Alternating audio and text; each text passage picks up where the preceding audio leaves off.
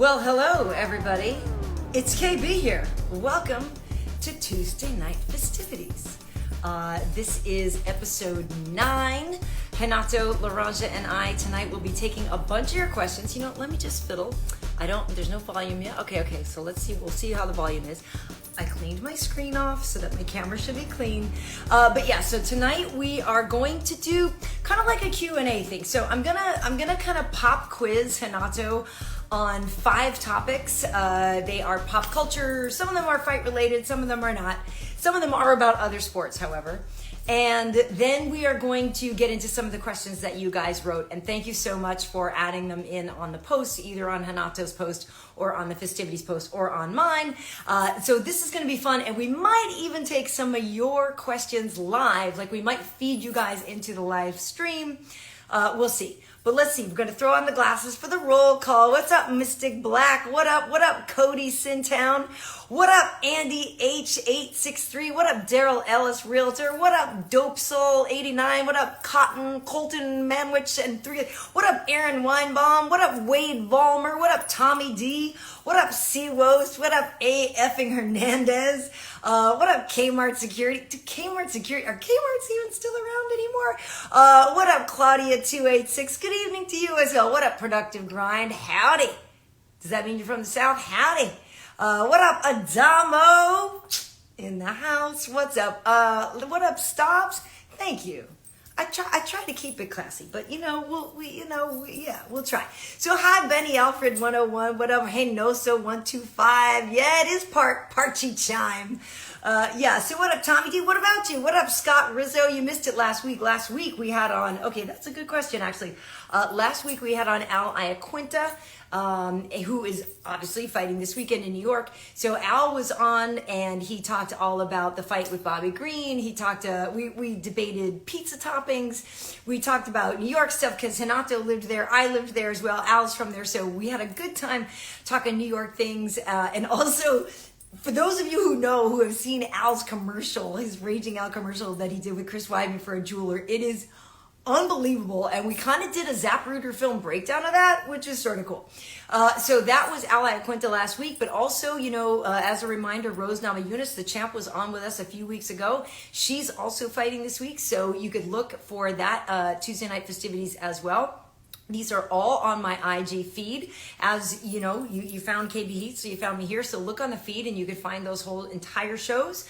And then I also put up the interview parts over on YouTube, on my YouTube channel. You used to be able to go to just YouTube.com/Karyn Bryant, and then something got wonky with it, but I'm gonna get it fixed. But anyway, if you search for Tuesday Night Fistivities and just put in like Tuesday Night Fistivities or hashtag Fistivities and hashtag Rose or something, you will find us. And it's definitely worth your watch. We've had some great people on as well. This is episode 9, I believe.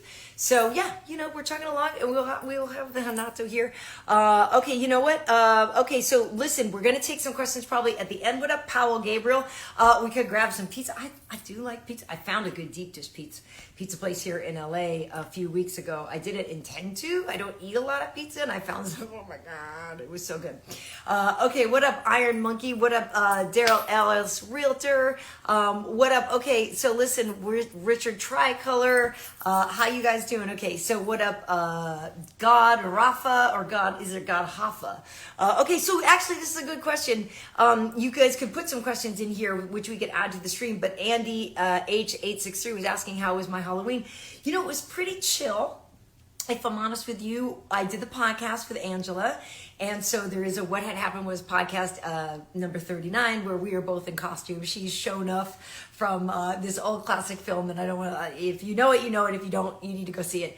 And I just kind of went emo-ish. But then I realized I could have been in Prince's group. Like I could have been a backing vocalist, or I could have been with like Wendy and Lisa and stuff in Prince's group. Or I was just emo. I don't know. I just did some goofy stuff, whatever. Anyway, you can look for the podcast also on my YouTube channel and also on IG here. But yeah, otherwise, I actually watched Angel Heart, which is a really cool movie. If you guys haven't seen that movie, I highly recommend it. I saw it a long time ago. It's a movie that I really, really like. I like Mickey Rourke a lot. I like Robert De Niro a lot. I like Lisa Bonet a lot. And it's a really, really cool story. And it was a good one to watch on Halloween. It's got kind of spooky elements. It's not overly scary, but it has it's this kind of supernatural aura to it and a twisty, turny story. And when, like, at the end, you're sort of like, ah! And when you get it, you get it, and it's pretty great. So I highly, highly, highly recommend Angel Heart if you've never seen it. So that's what I did on my Halloween. I hope everybody out there had a good Halloween, because, you know, the thing is, all right, it's an 8 o'clock show. He knows it. He knows it's an 8 o'clock show. Anyway, the thing about Halloween, you know, you kind of give yourself that night, right? You're like, yeah, it's Halloween. I'm gonna have a Snickers. Dad tax, or what do you guys call it?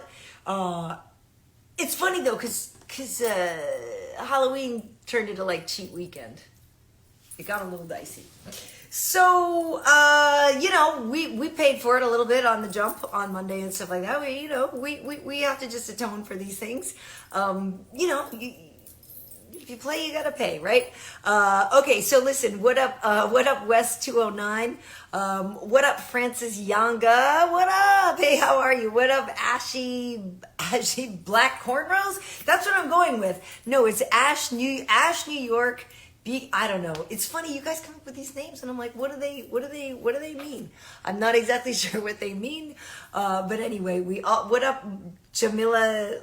What up the pack leader 7? What's good? You know, what's good is a couple of other things. So listen, again, I am going to kind of hit Renato up with 5 topics, and they some of them are MMA, some of them are pop culture, some of them are other sports. We will kind of get into those 5 topics, get his take, and I'd love to get your guys' takes on that as well.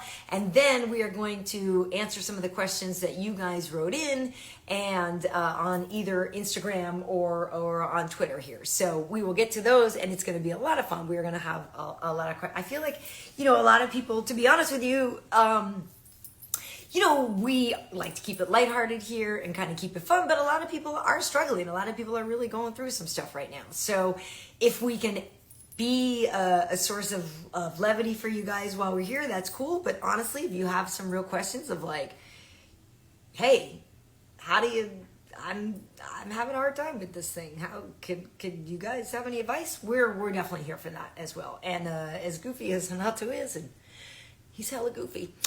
He's seen some things. We've seen some things. I apparently he hasn't seen a clock, because otherwise Renato would be here. I mean, I could text him. We could see. I don't know where he is right now. Okay, so anyway, I do want to tell you guys, or ask you guys rather, about UFC 267, what you thought about that. We have 268 this weekend, a couple of title fights, but this weekend, Glover Teixeira became the champion. And I was on Fight Island when Jan Blachowicz won the title. He is a wonderful, wonderful guy. We had this great moment with him in the pool after, and I told the story on the podcast. But it's kind of hard not to be happy for Glover Teixeira. I mean, the guy is such a good dude that I feel like the whole entire MMA community feels like they won along with him. We all know what a long story he's had, what a long road he's had to get to the title. And it's really hard not to be happy for him and to not take anything away from Jan Blachowicz. I just feel that, you know, he's younger, he's got more time. Glover won it at 42 years and 2 days. He's the oldest first-time champion in UFC history. I do have an after the facts on this video as well on the fights. If you want to know all the stats, there was actually a lot of records that night. At any rate, I can't. Wait, no. He's here. Uncle Renato is here now. He's here on time. Well, he's not. He's on Brazilian time. Hi. Oh. Caralho. Professor Renato.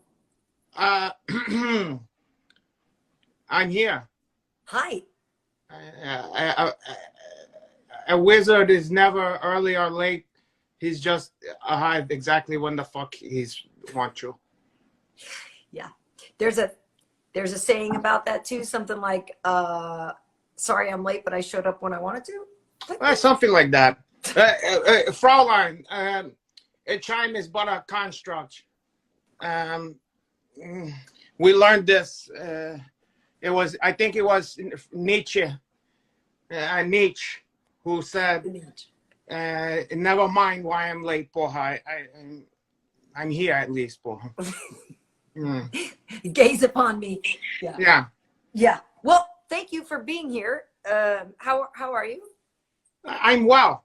I don't think, by the way, I don't think Nietzsche ever looked quite like your Uncle Renato. No, I know. And you called me Fräulein. I did not know you spoke German as well. You are doing a very much a Sigmund Freud vibe for RenatoReacts. Well, Reacts? I'm gonna give a lot of sage advice and a lot of therapy to some people here. So I owe it to them to come and to be a professional. Okay. I agree. Yeah, and I was late with some other client. I had some other Fräulein that needed my attention and needed, you know, I had to give them some Gestalt therapy, porra. I gave to them a Gestalt. Oh, porra. Two of them at once. Gestalt means that the sum is greater than the whole of the parts. Exact. Oh, porra. I mean, the whole is greater than the sum of the parts. Yeah, I gave some of my parts and I put it in the whole. So you got exact the height spirit of that one. Oh God, are you? Gestalt, yes. The sum is, the whole is greater than the sum of its parts. Well, something like that. That's you know that Sigmund Freud, he was died in Brazil. You know that? I actually did not know that. Is that true? Yeah, like many of the Austrian and German after the war, he was fled to Brazil. Was he hiding there? Well, like a lot of you know, kind of like with jiu-jitsu. Sigmund Freud came to Brazil, and then he leave some of the tradition. Now myself and some of the people, we took our own spin and did like a Brazilian therapy style, you know, from that one. Okay. Where it's like, can I speak to you? Tell me about your mother. Or instead of tell me about your mother, I said like, tell me about your daughter, porra, caralho. Yeah. And is she 18? Oh, look, Killer B. Oh, you finally came around. Yes, you have some issues too we need to work out. Nice. Okay. So, Renato, I was actually, before we get into the questions, I was explaining to people, I will just kind of broach 5 topics. Some are sports related, some are pop culture. I just wanted to get your take on some things that are kind of going on in the world. But then also we're going to open it up to questions that we've received on Instagram and that may come in here live. But right before you joined us, I actually was talking about Glover Teixeira, your country winning the title. And I have to believe that you are as excited for him as the rest of us are. He's just a great guy. And I was very excited from Glover Teixeira. You know, I actually work with him many years ago on sports psychology, porra. So I got him the mind state to be able to continue to work at a high level at the age of 63 or whatever the fuck he is now. 42. Or something like whatever. Same thing. 42 in 2 days. He's the oldest first-time champion in UFC history. Oh, caralho. He's almost twice as old as your Uncle Renato. Well, anyway, yeah. So congrats to Glover. I feel like he's a guy that everybody can get behind. And, yeah. Mm-hmm. You know. Yes, I think everybody is very excited always to see the old cadre to make good. It's like the movies. Okay. You know? Okay. So Renato, so the first question for Renato, reacts or he acts? That's half dozen of one. And also a 5 dozen of the same one. So who cares? Renato reacts. Okay. Halloween just happened on Sunday. What do you make of the women? Some choose to get very sexualized on Halloween. Oh, yes, they do. When in other times of their life, they are not so. This is true. And I'm curious what your take is on that. Well, when it comes to sexualization of the female gender, they tend to be, they tend to want they have this feeling of wanting to be a slut or wanting to be sexually liberated, wanting to, they want to show off. They want to show off their body. They want to show off the goodies. But 364 days of the year, all the other girls, if they see them walk by wearing some stuff that show off the goodies, slut, trashy piece of shit, fucking cunt, fucking bitch. So what's happened is they end up doing most of the year closing off the goodies, and then they impress each other back and forth. They impress other female and gay men with the shit that they're wearing that take away all the fucking goodies, okay? Only so that they don't upset each other. Okay. Or they don't have to have the criticism. Nobody want to be criticized by their peer. No. Nobody want to be shitted upon. No. Okay? No. Now, cut to All Hallows Eve, porra. Where is the one Chinese they allow to dress like a slut. And what do most of them choose, porra? I leave that to the jury, porra. Yeah. It's just very interesting to me, and I actually think you're right, which is kind of hard for me to come to terms with. Well, but I think you're right. Like, if you wear something, sometimes yeah, other girls are going to talk crap about you. Yeah. Like, you're right. We say, look at that hoe. Like, what, you know. But you guys is your own worst enemy in terms of that shit. I don't understand. I don't know. And I'm just curious. Yeah. If people, because I'm sure, I know some people do it, and I'm not trying to diss the people that do it. I just think it's a very interesting thing that then we go back to just living our normal life. Like, we didn't get to just like, because yeah, we do want to show off sometimes, but like, we don't know how much we're allowed to show off. I'll give you an example. Men do the same stuff. If I post an old cheesecake picture of your Uncle Renato, you know, I don't tend to post a lot of, I don't do a lot of shirtless selfie or whatever, but every once in a while, a throwback. I post, you know, I used to be a matinee idol, porra. Right. And in Brazil, you know, people like to put posters of me on the wall. Really? Hey, shut the fuck up back there, caralho. It's the cat. He want attention. So you know, people put me on their wall. They posted, they had a Trapper Keepers with my physique on there, all that kind of stuff. You know, That's like cool. a Hob Low or something like that, you know, or El de Barge.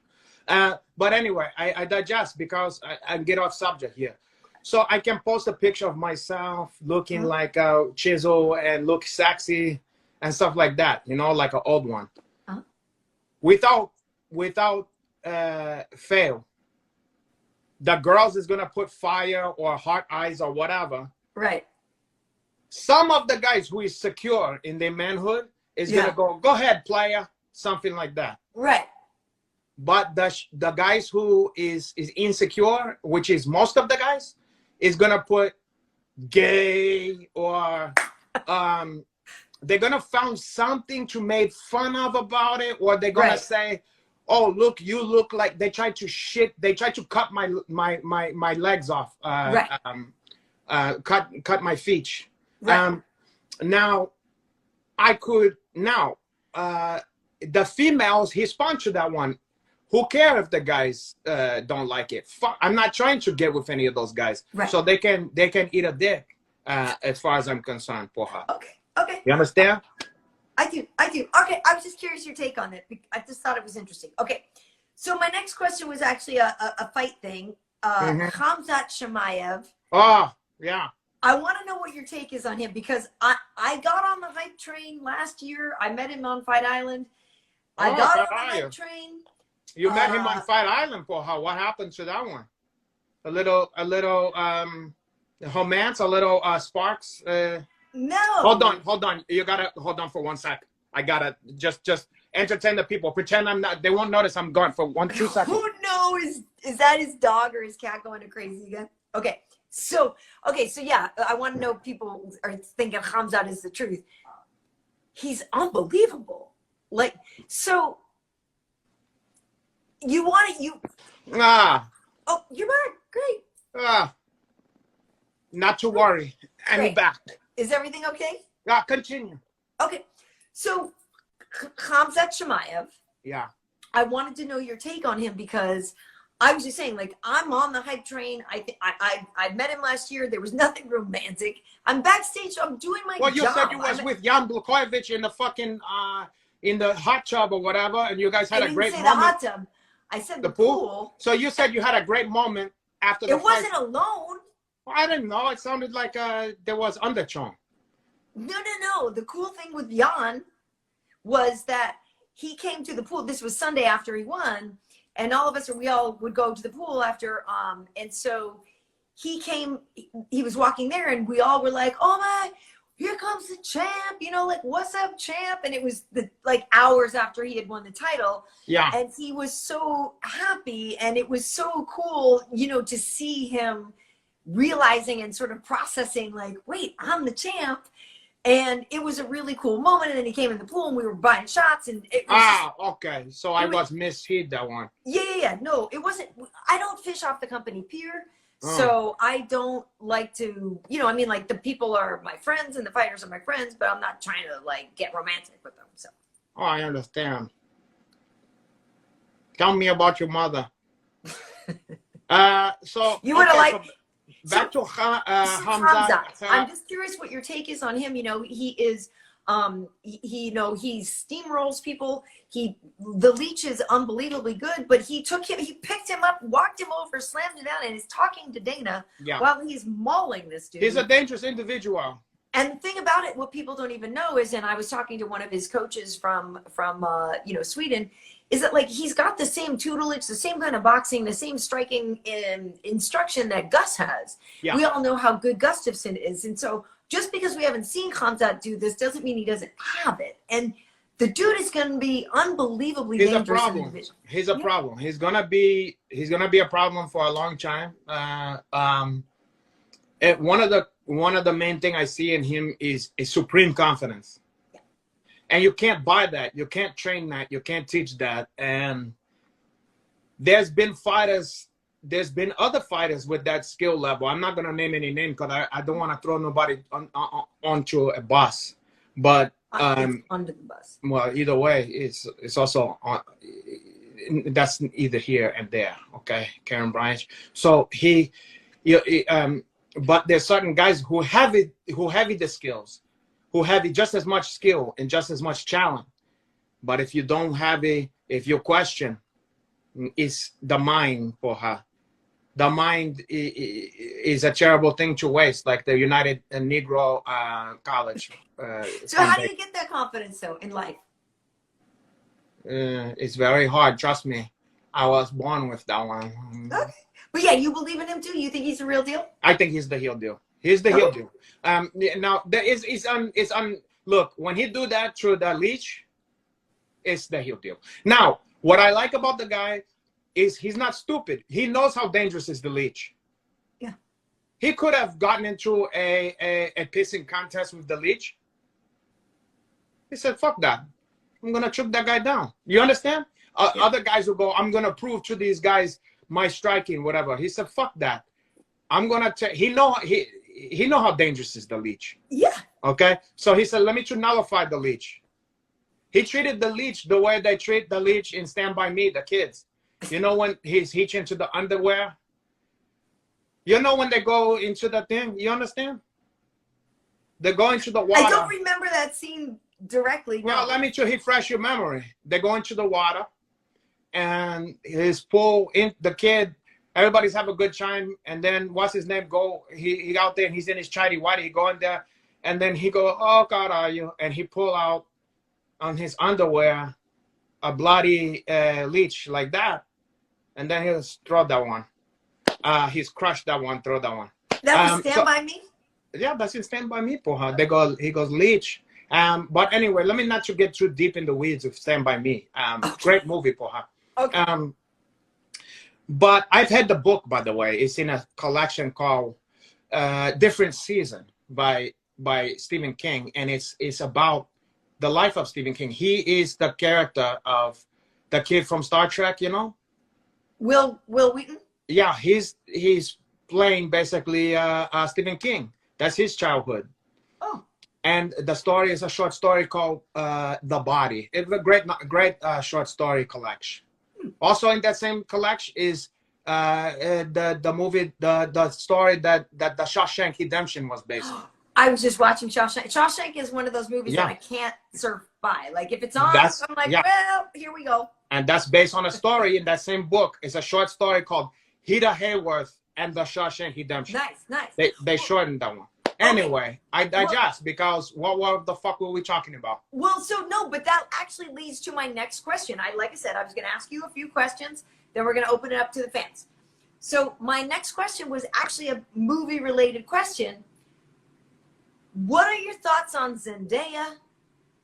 I went to see Dune the other night. Oh, God, are you? And I feel like you're probably a big Zendaya fan. I like her.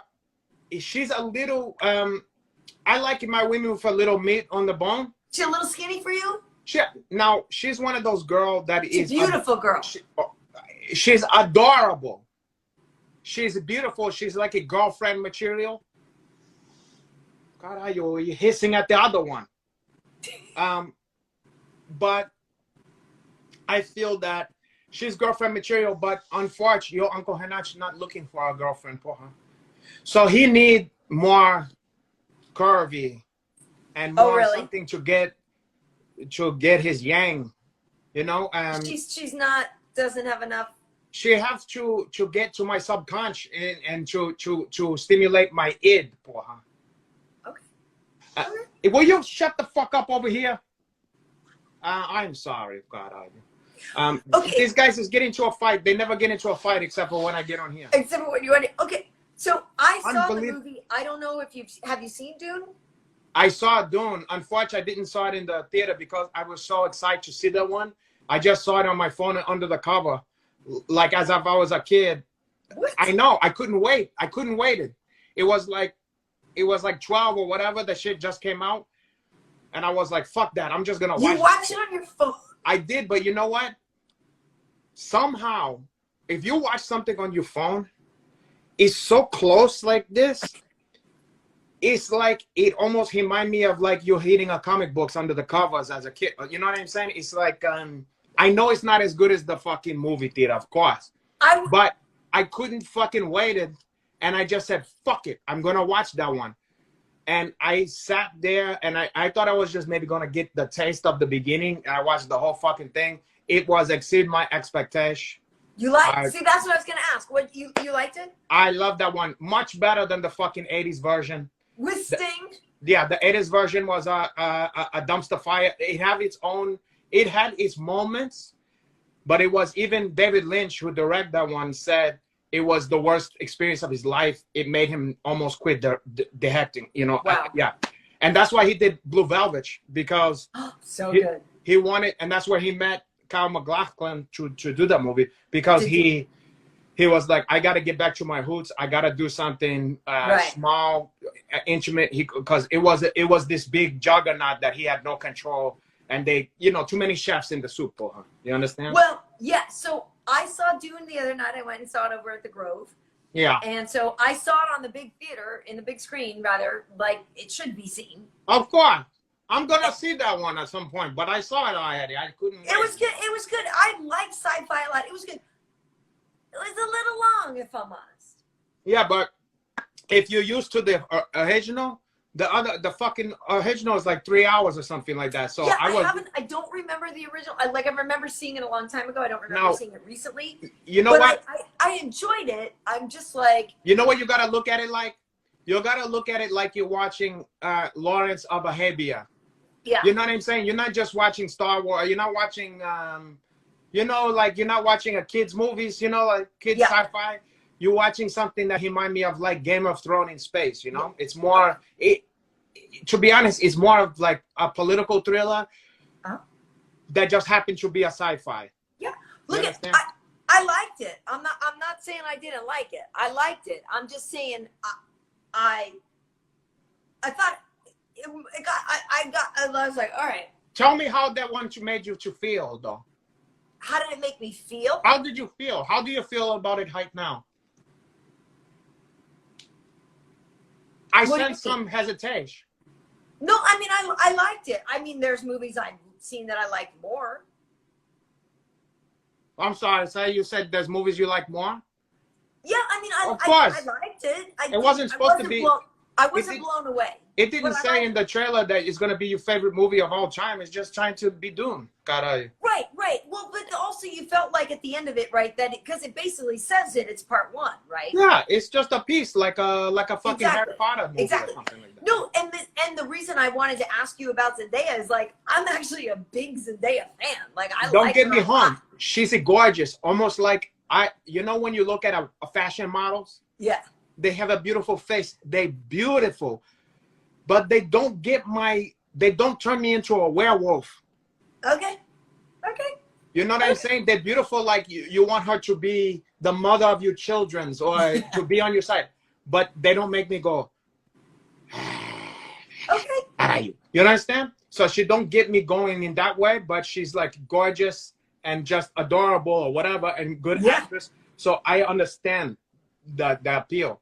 But it's when you see like, you know, I don't know, let's say a Jennifer Lopez who's like not as pretty, okay? She's not quite as, you know, perfect, whatever. But then she make you go like, get over here.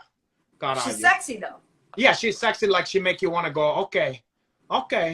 Caralho, okay. You understand? Like you go, okay, all right. Okay, papi. Okay. You know what I mean? Like you go, okay, let's go. Caralho, werewolf accent. Yeah, the werewolf, the old werewolf look like this from the old movies. Like, Hey, yeah, did you watch any Halloween movies? If people want to know, I know the Halloween is past, but on a couple weeks ago, we had Josh Barnett on, and we talked about a bunch of horror movies and cool stuff. If people want to go back and look at that, we talked about making whiskey, we talked about music, but we talked a lot about films, horror movies, and stuff like that. So people should definitely go back and look at that episode with Josh Barnett. It's on YouTube. It's on my feed. We had a really good conversation. Yeah, I fucked up. That's true. It's a great conversation. I love that one. Now the problem for me is I planned on watching all these fucking scary movies, but I only ended up watching the classic. It's almost like for me, it's like if you're watching Charlie Brown Christmas or one of those things you kind of gotta watch. I watched Halloween again, just because it's almost like a Christmas movie. You gotta watch that one. Right. I love that one, but I like Halloween too. But I also, of course, watched Blackula before we had that conversation. That was to warm up. That was an appetizer. Blackula was getting me going, and then Halloween, and then I planned for Halloween night. I planned to watch a movie that looks legitimate scary that I still haven't seen. And then I got sidetracked. I can't remember what I watched, but I watched something instead, something stupid. But I meant to watch Hereditary. Have you ever seen that one? I don't think I've seen Hereditary. Yeah, but it looked fucking scary. Everybody I know said that one is crazy. Is it good? I want to see that, and I keep forgetting to. I was supposed to see it Halloween night, and I just didn't do it. Okay. So shame on me, but I'm gonna see that one anyway.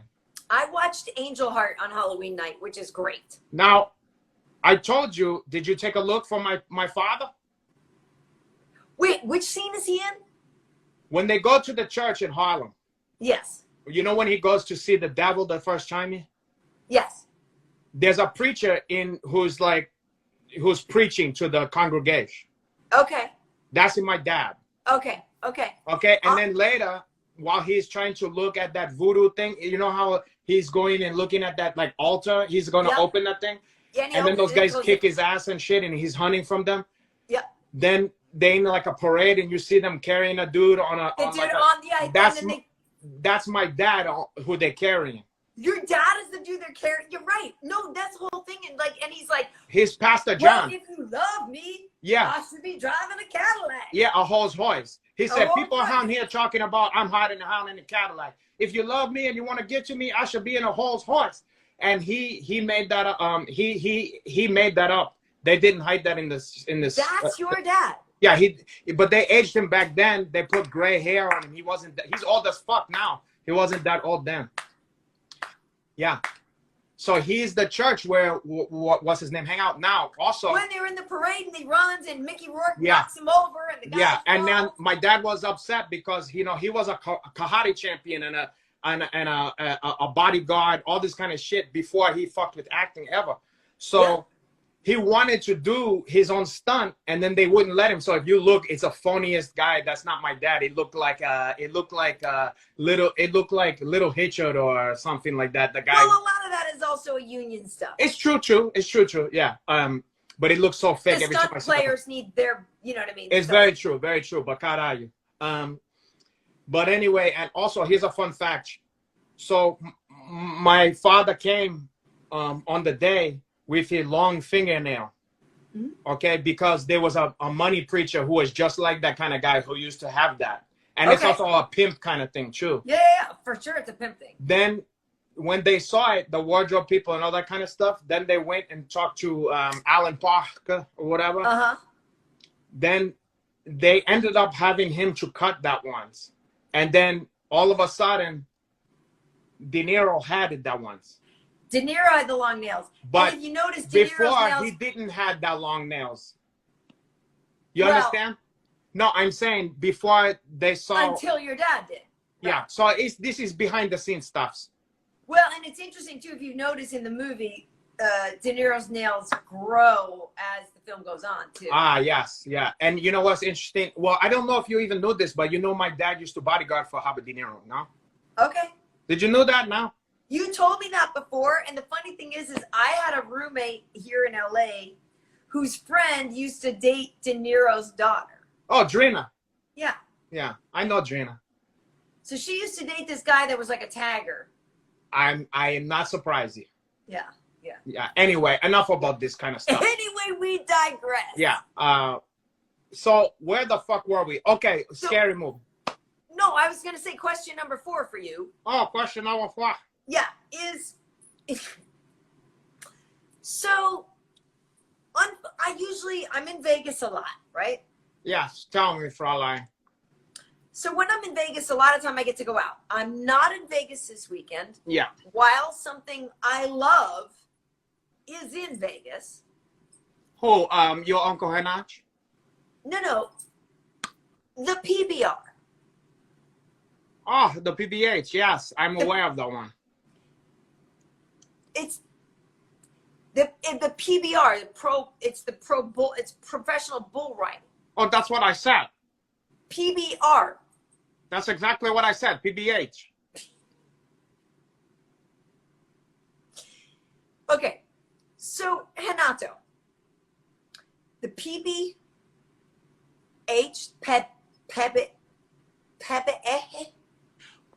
That's you can say that one. That's how you pronounce that one, maybe in Portuguese. But also people is pointing out a good thing, and it's also because I think because you have PBH on the brain because I mentioned Blue Velvet earlier. Oh. And that's it. Pabst Blue Ribbon is also the one. Pabst so it's Blue like Ribbon, fuck right? Heineken, porra, Pabst Blue Ribbon. But I don't want to cut my ear off. Mommy, baby wants to fuck. Blue Velvet. Yeah. Okay. Don't fucking look at me. But so listen. Don't fucking look at me. Yeah, baby wants to fuck. Don't you effing look at me. Yeah. Don't you. He's so freaky. Mommy. No. Baby want Blue Velvet. Wait. Okay. This is insane. But can you explain to me, Renato, and I'm curious what you're saying is because I love the PBR. Yes, you love the PBR, yes. The PBR. Okay, Karyn. I'm conflicted about my love for the PBR. Okay. Because, like, I don't like the idea that the animal is having a hard time, but at the same time, I'm like, well, the animal's in charge still here, but fully. So, yeah, but the animal, listen. Out of the top 5 guys, 3 are Brazilian. Yeah. You got Jose Vitor Leme, you got Kaique Pacheco. You got Joao Ricardo Vieira. Yeah, like, we have a lot of tough Brazilians guys. are killing the rodeo game. But I need you to explain to me why I like rodeo so much, because I shouldn't. Well, you like it okay. I think you like it because it's crackle with danger. It's man versus beast. It might be. It's maybe the closest thing to like you know, we're not allowed to see the gladiator fights with like a lion against a guy or whatever. So yeah, it's appeal to the lowest part of us. You know, the same part that, you know, the part that I said that we like to see someone get. It's like we like to watch somebody get beat unconscious.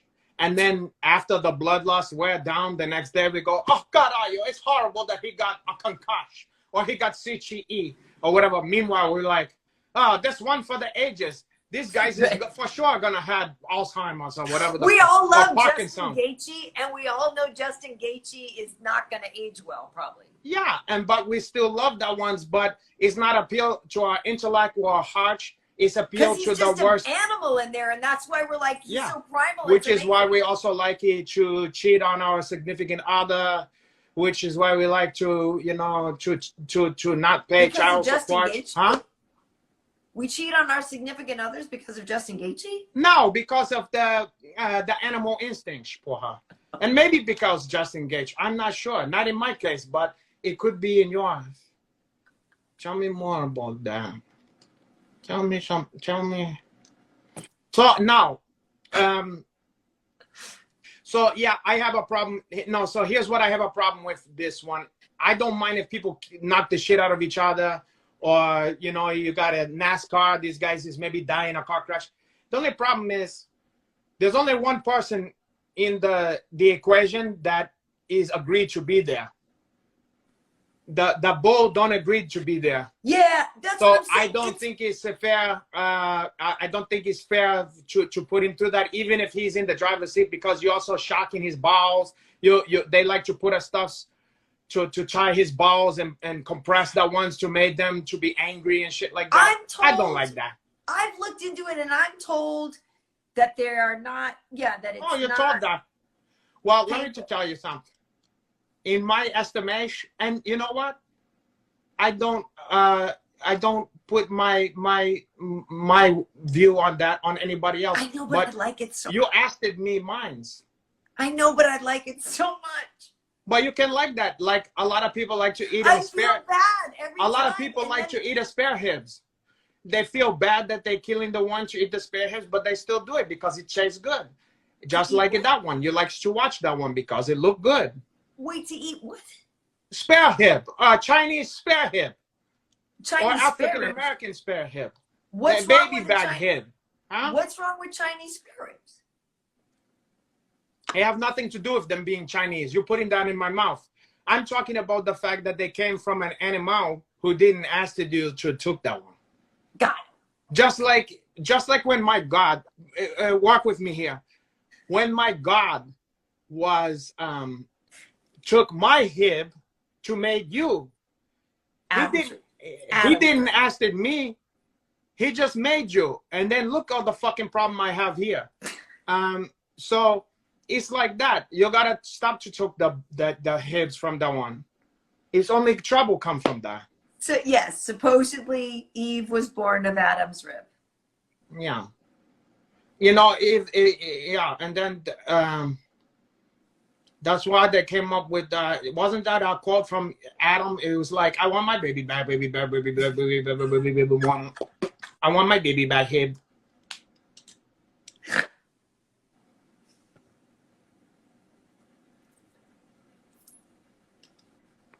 Let's go into that. Tell me why. Why have that struck you? Tell me about your mother.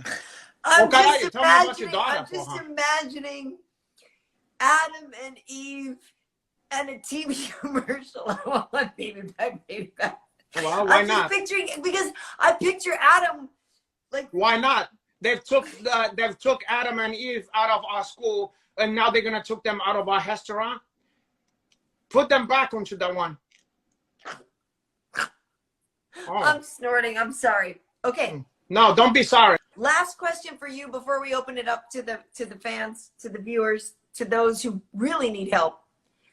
Renato, I lived in Manhattan for 7 years, maybe. I know you when you landed from Hio, Yeah, you were in New York. UFC 268 is happening in Manhattan this weekend. yeah. And I feel like a lot of time people say like 5 things to do when you go to New York.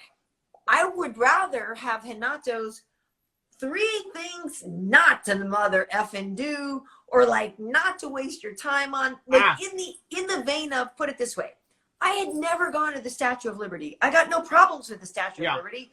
I just never went. Okay, when that was gonna be like, that was gonna be one of mine. That was gonna be one of mine. So I went when I was basically summoned by other people to go, like on sort of more of a tourist vibe, and I was like, but why? So you know what I mean? It was one of those things I would never do unless whatever. So what are 3 things people should maybe not waste their time on? Maybe you have 3 things, maybe you only have 1 thing, maybe you have 5 things. But basically, now, all that stuff, let me preface this one. All that stuff, listen, if you're gonna move to New York, by all means, get that out of your system. Go fucking look at that one. Just like if you go to St. Louis, you gotta see the fucking thing or whatever. Yeah. Just because you gotta get it out of your system. Right. Just because you don't want to be wondering what magic, you know, what kind of stuff am I gonna saw? What I'm feeling I'm gonna get from that one. You understand? Yeah. So of course, go to the fucking Statue of Liberty so they don't have to wander. Go to the fucking Empire State Building. All that. If you're moving to New York, if you're gonna be there for a long time, go do that. Get that shit out of the way. Similar to when I moved to LA, I had to go to fucking Hollywood Boulevard, look at the stupid thing in the Chinese theater, go look at the star, and then you realize this is no big fucking deal. But I had to got it out of the way first, okay? Now, if you're just visiting for a weekend or a week or something, please don't waste your time going to the fucking any of the landmark. Don't do that one. Go with somebody who know the area, who know the boroughs. Go with a New Yorker. Go and try all the great pizza place.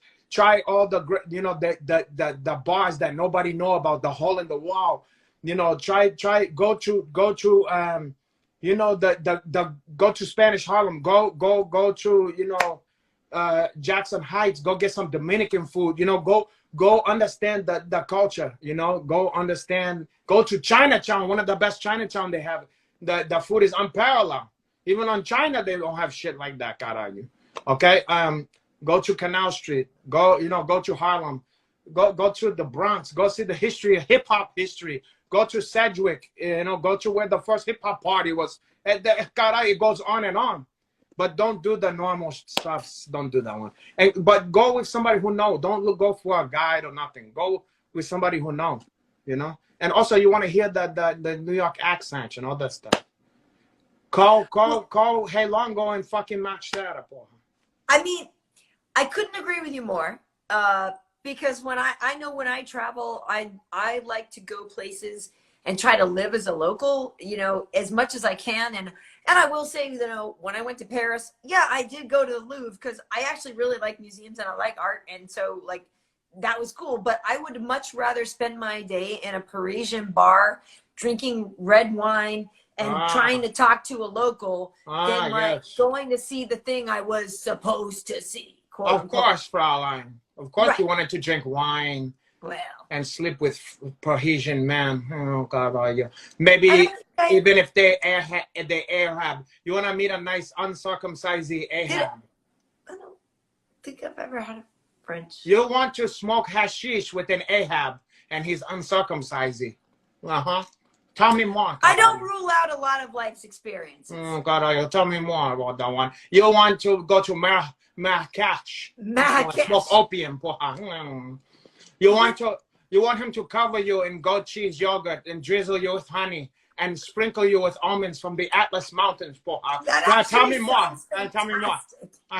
Continue. Yes, more. Yeah, and then he will do what? That actually sounds amazing. Yes. Well, it's got on. But no, I was gonna just say back to the New York thing that I 100% agree with you. that a lot of the things that tourist people do, like, so it's cool to, like, Times Square is cool, but like, just blow through there. Like, yeah, you kind of gotta see it now. You kind of gotta see it is cool, and it's worth seeing, but like, for me, it's like, go to a Broadway show if you can. Not only should you support those people because they really need your help, but like, to me, there's nothing like Broadway. When you actually see a Broadway show, it's unbelievable. Yeah, now a Broadway show have a lot of merit to that one, especially if it's a great show. Now, I'm not saying don't see a Broadway show, Poha, but do that instead of some kind of seeing some inanimate object, okay, that you already seen a like, gazillion get on the D train, go to Brooklyn, go to Junior's Cheesecake. Yeah, stuff like that, or Hayo's, you know. Right. You can do all that kind of stuff, you know. People do all kind of. There's so much. I mean, you could go there for a year and see shit and never see the any of those landmark and still not see all the great shit that New York have to offer. You know. Well, listen, those were just my 5 questions. Let me just tell you something. Let me digest for a second. When I was younger, I was used to go and enjoy the filthy version of Times Square. So for me, my heart is in the grimy one that they was embarrassed about, you know? Yeah. Because we used to watch like 3-4 movies at a time. You're smoking natural marijuana because we all had glaucoma. We smoke in the theater the marijuana. Is that what happened? We drink champagne out of a straw. Yeah, we drinking champagne out of a straw. You know, we used to have a lot of fun. You get a bag of Buddha, you know, at the bodega, you know. Well, they call Buddha. You get a nickel bag or a dime bag. Yeah, yeah. You smoke your joints in there and you watch like 3-4 movie in a hall. People used to have fights in there. And then, you know, it was a different Chinese. I used to go to Playland and play video game for hours. Yep. You know, God, well, listen, those, like I said, those were my questions, and I wanted to now get to some of the ones that our viewers have asked, and you know, okay, so we got some on Instagram, and we got some on a couple of other places, but so yes. Okay, so let's see. Okay. This was kind of funny. Uncle Hanach, this is from Care9002. Yes, talk to me, Care9002. Uncle Hanach, do you have any advice for those of us who are spending the holidays with family members who have lost their damn minds in the last few years? Porra. You know, did we now? I got a thing where this fucking, the thing stop again. Did you ever? Your comments? Found out how to do that? What's wrong? What was? Oh, now it's back. Did you press something? I didn't. I didn't. I mean, I touched the screen, but. But maybe that's why now my shit came back. What's the last comment you see? Caralho. Oh, okay, me too. Okay. Yeah. So, go. Oh, thank you, say again. Okay, so let me. So basically, how the holidays are coming up, and a lot of people have to spend time with family members that they don't care for, or who went crazy politically, or about the COVID, or about the whatever. Like, people are on edge, and people are not themselves. He freshed the name of that one because I want to give credit where credit is. The question came in from K-Hair9002. Okay, K-Hair9002. You know, your Uncle Hanach have struggled with this same problem. Now, before things became so polarized, I mean, they're always kind of polarized, but now you got people going fucking hog wild, you know?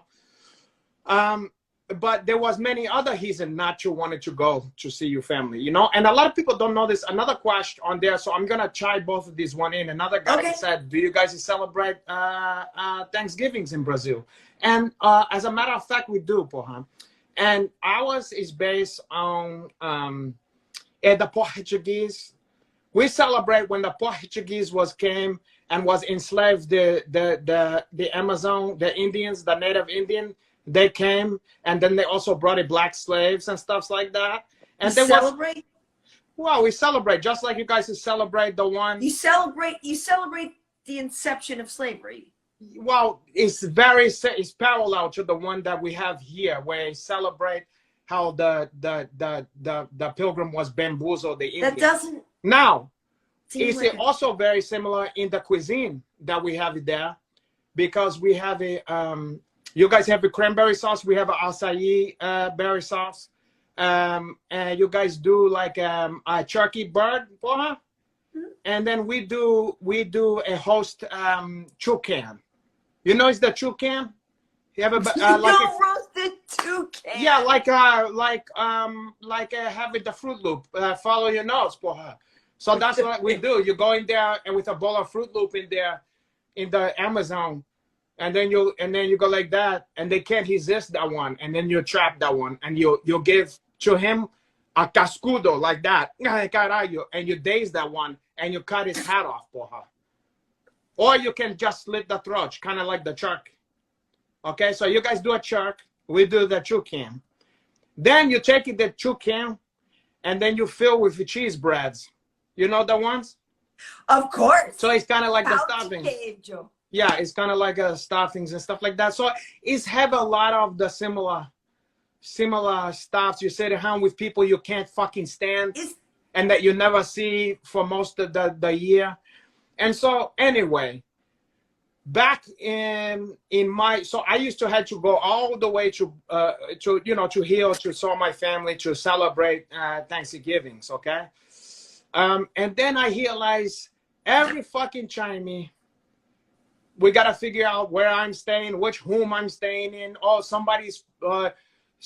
grandma's gonna stay in that room. Now you gotta move to that one. Now I'm gonna do the other one, whatever. And then I always get stuck in like a spare, sleeping with the doggies or whatever. Like I end up sleeping somewhere where I'm like, this is, just because I'm the most success, I'm the strongest one. They think I can put up with the most abuse. Right. Okay. Right. So then, also I found that there's all these subplot and soap opera with everybody, where these people is there's a lot of underlying tension and a lot of people talking shit and bringing up, tearing the scabs off of old wounds and stuff like that. Okay. They bring a lot of stuff to the surface. Yeah, and then people asking you, oh, Henach, when are you gonna win another fucking world title? Oh. Because where is number 28, by the way? Well, that's you sound like a broken record, like the rest of my family. Okay, so maybe I want to explore. I'm just saying, you do seem to be resting on your laurels. Well, if I'm honest. Maybe I want to explore other avenue. So then they say, "Where's the now? Oh, how come you're not in the UFC? You're not in the UFC. Oh, why you don't go in there?" And they say, if I was you, you should just fight. You should fight the kind of fights that Adesanya fights. I go, it's not that. There's a lot of politics for her, Granny. Oh, it's politics. Anyway, never mind. I don't want to get into. You seem a little wound up. Should we move on? You know what? I'm not gonna get caught up in this with you here. Okay. You're yelling right now. You're in your feelings. But hold on. So let me to tell you what I discovered. Every time on the plane back, I found that my nerves was jangled, and I like all my family separate, but I don't like them together. You understand? Yes. So I decide I'm gonna just see them on times that's not the holiday, on various one-on-1, 1-on-3, 1-on-2, see the kids, whatever. I don't need to mesh the whole production. I don't need the whole production together. I don't need the all-star team so that they can fucking tear each other's head off and make us all feel like shit. So I decided I'm not gonna win to Thanksgiving. And you know what? I've had some of the greatest Thanksgivings for the past like 6-7 years. Just pure peace and Peanuts gang on TV. What are you doing this year? Charlie Brown, huh? What are you doing this year for Thanksgiving? Guess what? The same stuff. Nothing for her. I'm gonna enjoy Charlie Brown. I'm gonna relax with my doggy. I'm gonna eat what I want to eat. It don't matter. So maybe I'll have you over, because here's the thing. No, I said I don't want to see nobody. Renato, I'm actually a great cook. Oh, for her. Well, and Thanksgiving is my favorite holiday. And I throw down generally. Maybe you could get an invite. We'll see. I make a good Thanksgiving. Are you gonna be wearing like a sexy pilgrim's outfit? Probably not. Well, you gotta give me something here. What is a sexy pilgrim's outfit? Like, it looked like a pilgrim. You know, imagine this. How many maids you seen who dress like a French maid's costume? Not too many when you go to the thing. It's usually a Cuban-esque Mexican lady or Central American lady, porra. It's usually not a maid with a fucking skirt up to her labia or whatever, or her, what you call clitoris. This one says she'll go, Cam. She wanna go. She had to go to, you know, she had to go to your Uncle Renato's house and have a chofarki, caralho. No, it's not, I'm just saying. I'll anyway, give to her whatever. Never mind. Sorry, Huh? I even asked. I'm just saying I'm really good. I'm really good at Thanksgiving. So whatever. Well, Never mind. so back You're to the uninvited. lady's question. Don't feel like you have to go to Thanksgiving and then go to, even do this. Miss one, go every other year. Then you're going to be like a star at Thanksgiving. They're going to go, oh, she's coming. She's coming. What's her name again? So-and-so, so-and-so, such and such. What's the woman's name, though? Thanksgiving woman? Oh wait, I'm sorry, I missed Thanksgiving. Wait, who says she's coming to Thanksgiving? Oh, the girl, I can't remember. She comment a lot, though, so you're going to see that one. Oh, I'm sorry, I missed it. Okay, next question. Next question. So, so your Uncle Renat, don't go to that one. God, Yeah, life is too short. Don't go to shit you don't want to see. go to. You're not going to go to a movie you don't want to see. So why are you going to go to a Thanksgiving you don't want to see? No, you're right. End you're of right. story. Okay. That's question.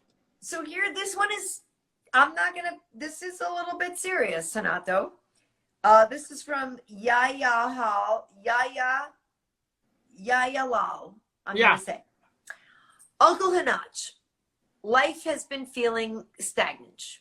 I'm young, I'm in my second year of university, and overall I'm managing things in my life well, but I'm just not really engaged or invested in what I'm doing. This even applies to jiu-jitsu, as I'm struggling to find motivation to go train. How do I stay engaged in the things I do and stay motivated to keep grinding? Thanks, Uncle and KB. And I gotta be honest, Yaya Lal, I feel like you are speaking to an issue that a lot of people are going through right now. And I don't know if it's pandemic fatigue. And I guess that's what I would attribute a lot of it to. But a lot of people are really finding a hard time getting up and going on every day when every day feels like the day before. And the day before feels like it's been a year and a half, because it has. It's a Groundhog's Day. It's a Groundhog's Day, you know? It's hard. It can be hard. Yeah, it can be hard for all, even your Uncle Hanach, believe it or not, okay? But the question that he have is a many prong, okay? So now I want to make sure now the same girl, Gabby Diaz, 28, she said cabin fever, okay? Yes. Now, this is a thing that probably everybody was going, no matter what your mental chemistry is like, everybody was feel that one. So everybody on earth for the past year and a half, 2 years been depressed to a certain, even low level, okay? Mm-hmm. But it sounds to me that maybe he's talking about maybe just a little bit more than that, you know? And I'm a person who have a lot of experience with depression, anxiety. Really? But we're not gonna go too far into that one. But I am having my family. Speaking of which, the people the ones that shall be unnamed, that shall remain unnamed, caralho, the unmentionables. But I would say to you that you gotta see, is it my situation? Because if you're depressed, if you're genuinely depressed, you have to make a distinction, my brother. What's his name? Jay-Z?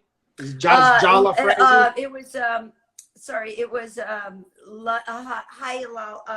Yaya. Yaya. Yayahlal.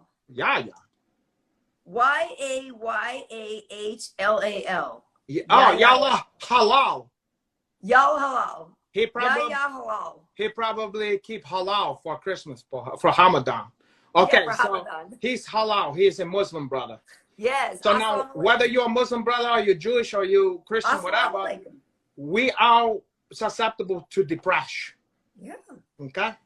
So for you, y'all halal, I feel that you need to determine, is this situational depression or ennui or melancholy, or is this something that's gonna be, whether or not you was on a TV show or whether or not you was the president of the whatever fucking the Rotary Club or whatever you fucking want to be into, okay? Mm-hmm.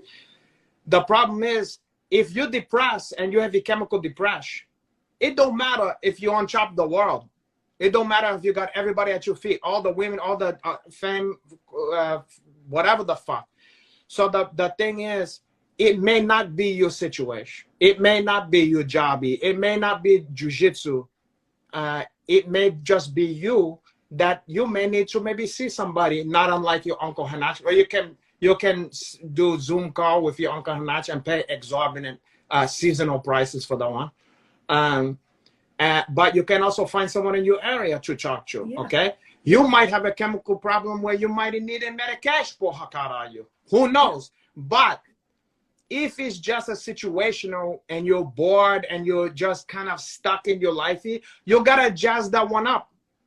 Maybe you're in a relationship, dead-end relationship, and you guys is making it work, but you're bored. You don't want to be on that one. Get out of that one.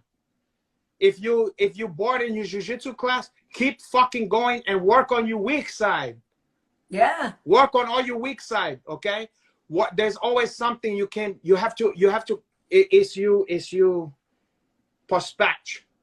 You know what I'm saying? You go to jiu-jitsu and you're probably doing the same moves. You're probably holding with the same partners over and over again. You have the same recipe. As soon as they say time to spar, you're sparring with the same fucking best friend of yours. You guys know all each other's moves. Get out of your comfort zone. You stalemate.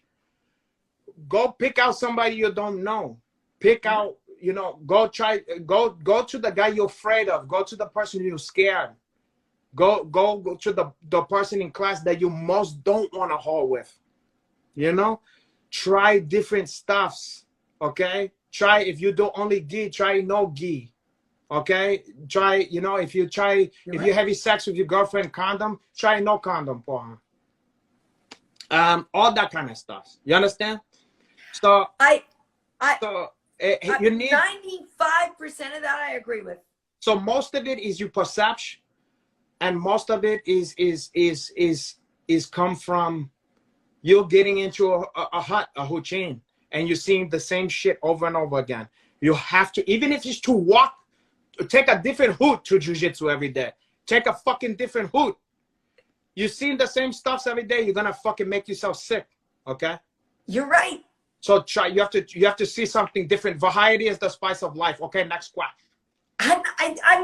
It's amazing to me, Renato, how often you actually come up with kernels of wisdom out of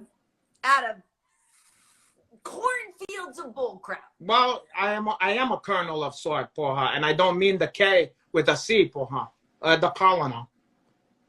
Not unlike a Colonel Sanders, because I'm the one who's controlled the chicken head.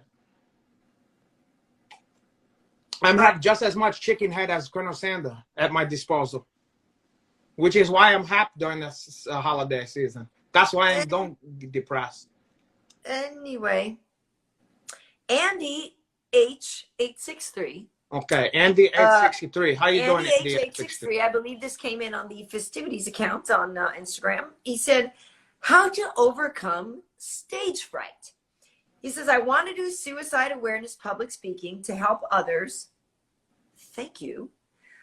He says, "But I get so nervous about the thought of all eyes on me. I get overwhelmed and I can't." Okay. So yes, Andy, thank you for even having the desire to speak out and to try to help people. But yeah, stage fright, I obviously am a performer, but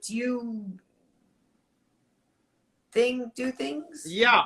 Well, first of all, Andy, I want to say thank you. I think Andy's here.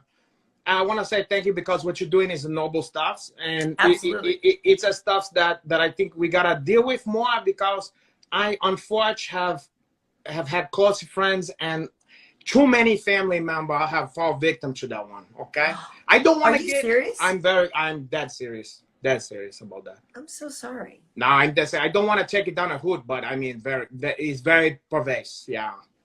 Yeah, caralho. But yeah, I mean, even my grandfather, when I was in high school, was take his life with a firearms. So I know that the devastation it can have on the family and on the people here.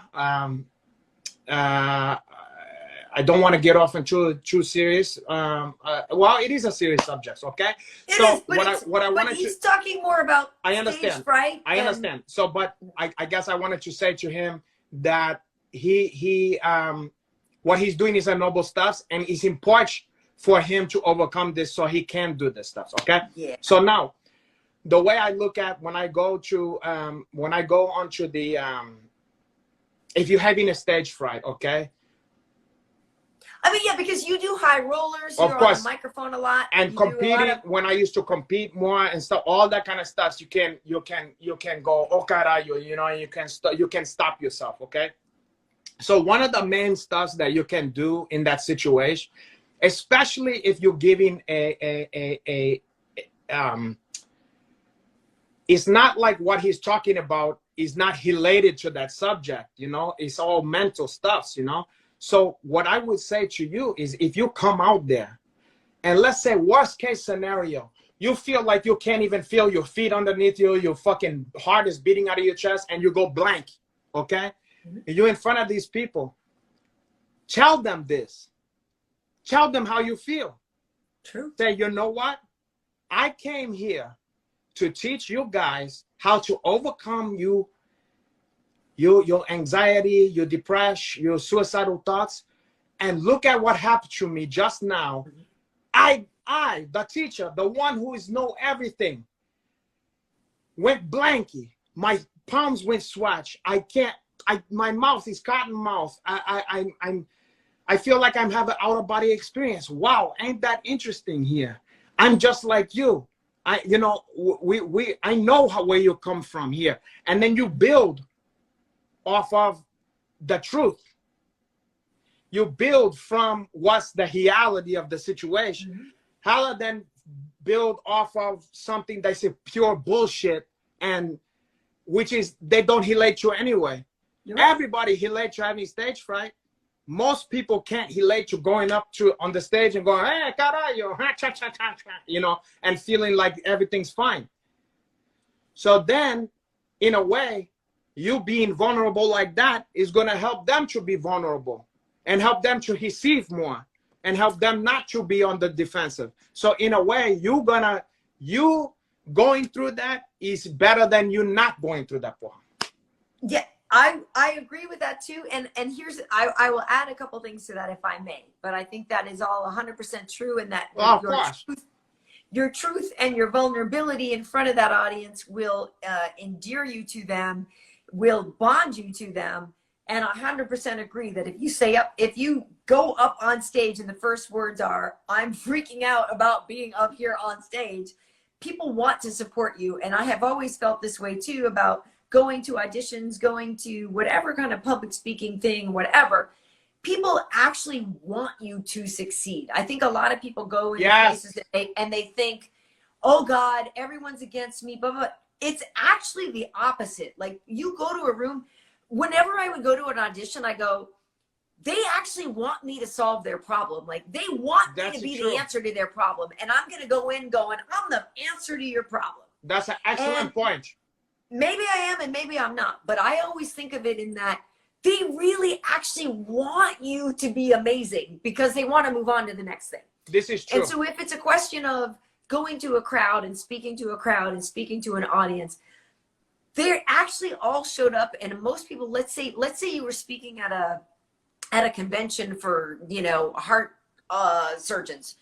most people are like, this night's gonna suck. This heart surgeon speeches, they always suck. But what if you didn't suck and you went and you were entertaining, right? Like, they want you to be awesome. They would enjoy that one.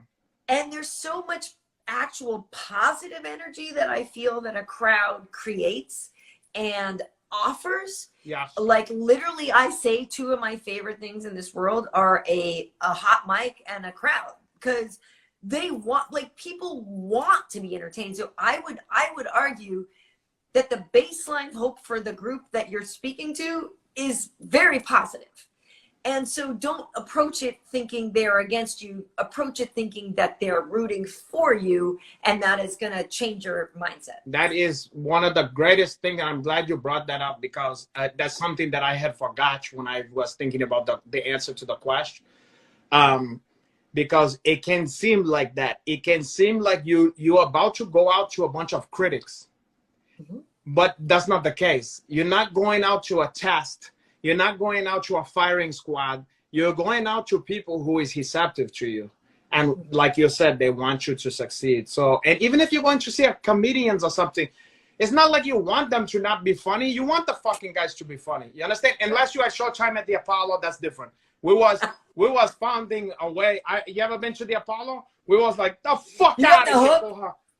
Gotta touch the sand. And the sand was, it fucking gets you the fuck out of there.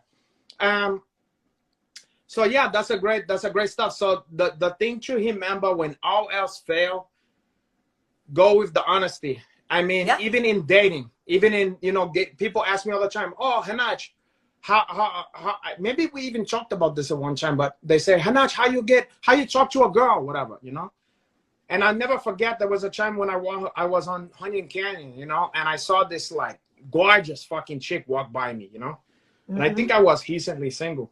And I was like, God, are you?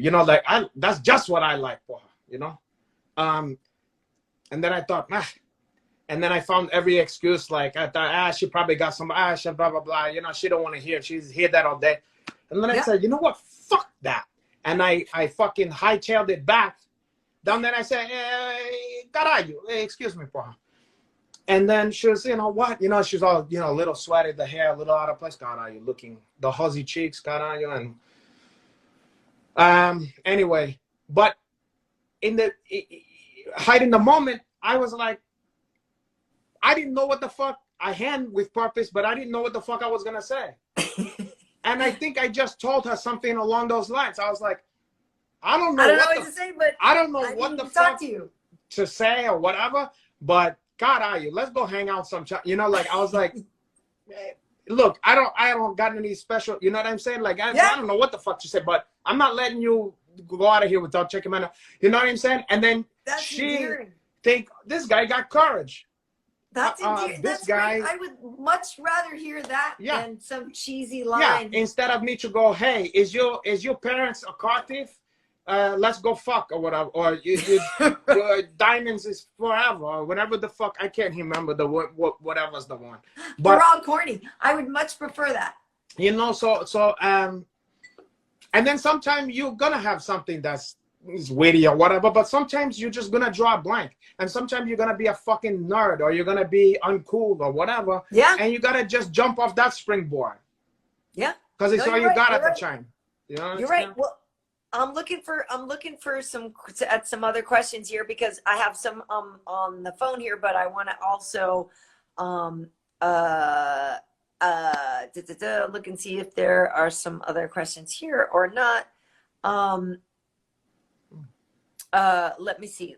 Okay, so let me see. There was another one here, but you're spitting straight facts tonight, Renato. And I do appreciate it. So honestly, here, this is from Slice _Action. Slice Action said, I'm in the middle of a relapse. Help me, please. Not a joke. And I hope two things. I hope it's not a joke, because like we wanted people to come right in with serious questions, but at the same time, I hope it's not so serious for Slice, because that's a hard situation. That's a tough situation.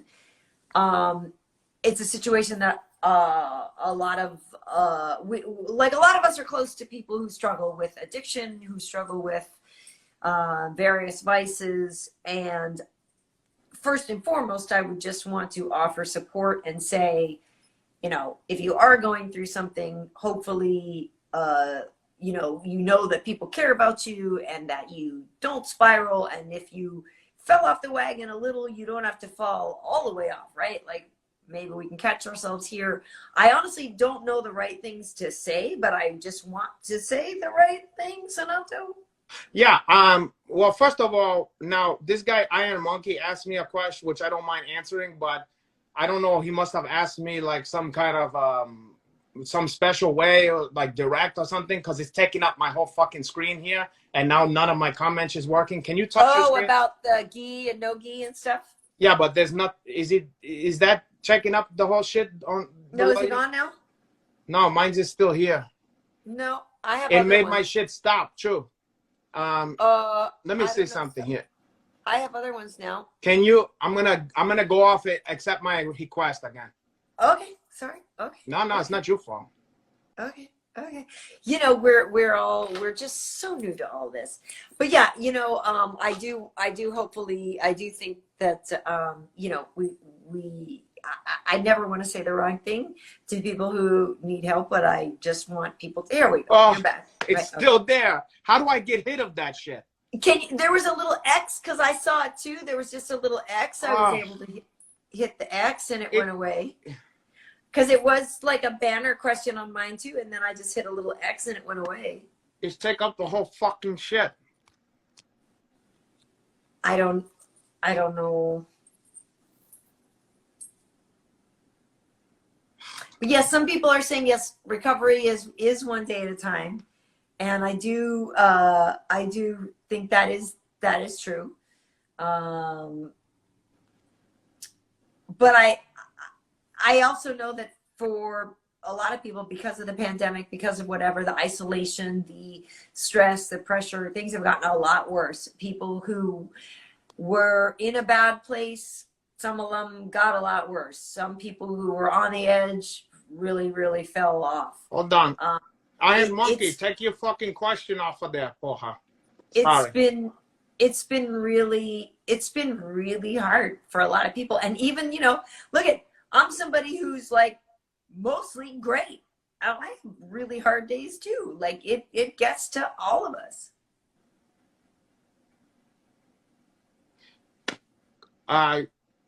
You're waiting for me to chime in, porra? I kind of was. Sorry, I'm just dealing with this because I got no more comments and I got this fucking question just like up there. I'm sorry, I don't know what to say because there was a question across my screen and then I was able to like hit an X and it went away. Okay. No, we're not completely sober. Somebody was asking if we are completely sober. No. Have you not noticed Renato works on the high rollers? BJJ? Have you not seen that? So no, we are not. But yeah, I don't know. He's frustrated with that. I don't know what the deal is with his video on that question. I don't have it across my screen. He apparently did. So maybe it'll go away now on this next time when he joins in. I don't know. But if you are the person with that question, maybe you could resend it so that. Oh, thank God. That shit is fucking gone. Oh, okay. I mean, it's not like it was a bad question, but don't send me no shit like that no more. You're blowing my high. You're harshing my mellow, porra. So now, okay, we're talking about substance abuse. Oh God, hold on.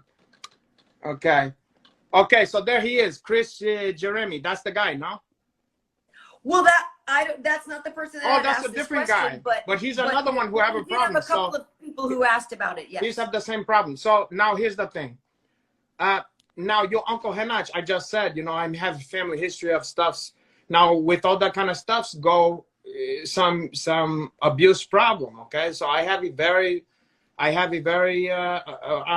lot of not only with myself but with my close family members problem with substance abuse. God, you know, I lost my older brother in 2001 to heroin and cocaine overdose, porra.